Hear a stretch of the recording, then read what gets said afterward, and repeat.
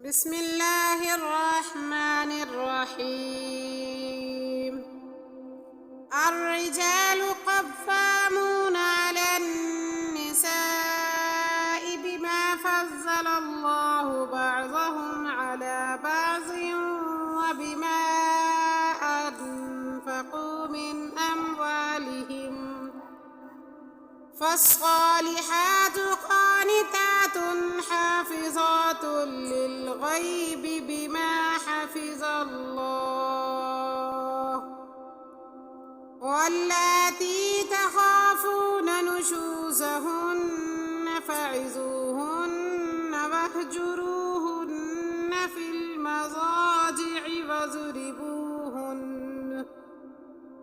فإن أطعنكم فلا تبغوا عليهن سبيلا، إن الله كان عليا كبيرا.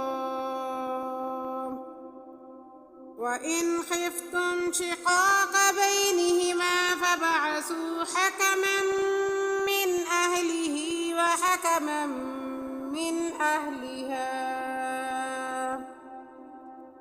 إن يريدا إصلاحا يوفق الله بينهما،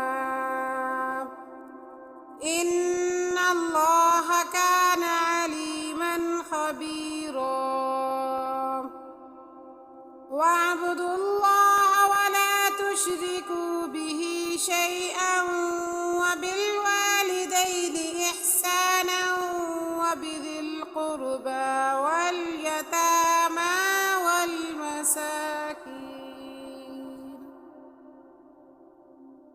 واليتامى والمساكين والجار ذي القربى والجار الجنب والصاحب بالجنب وابن السبيل وما ملكت أيمانكم، إن الله لا يحب من كان مختالا فخورا.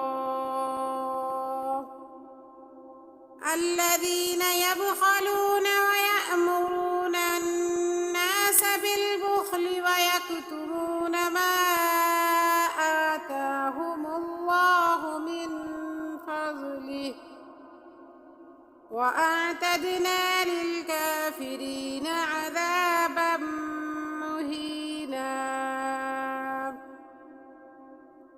والذين ينفقون أموالهم رئاء الناس ولا يؤمنون بالله ولا باليوم الآخر، ومن يكن الشيطان له قرينا فساء قرينا.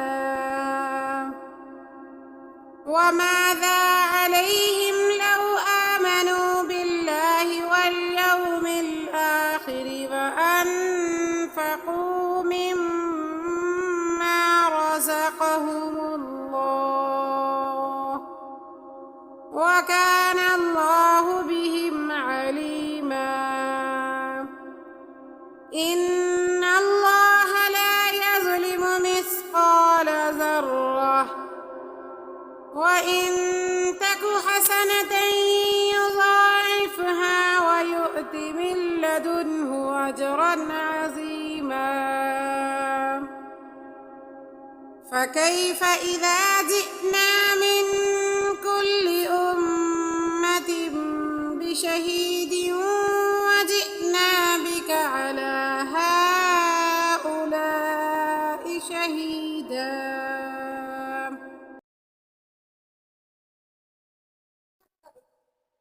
يومئذ يود الذين كفروا وعصوا الرسول لو تسوى بهم الأرض ولا يكتمون الله حديثا.